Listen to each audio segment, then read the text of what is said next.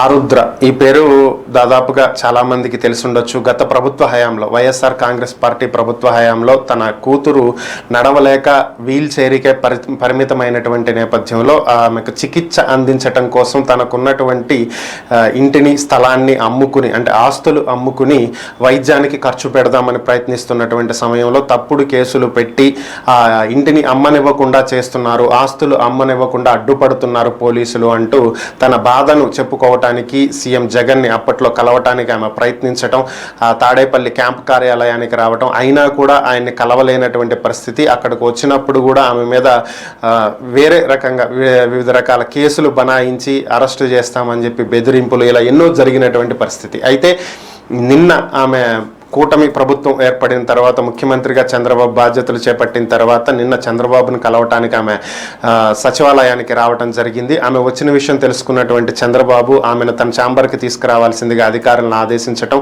తన కుమార్తెతో పాటు ఆరుద్ర చంద్రబాబు గారిని కలవటం జరిగింది. తన బాధను వెల్లడించడం జరిగింది. గత ప్రభుత్వంలో జరిగినటువంటి సంఘటనలు, పూర్తి వివరాలను చంద్రబాబుకి తెలియజేయటం జరిగింది.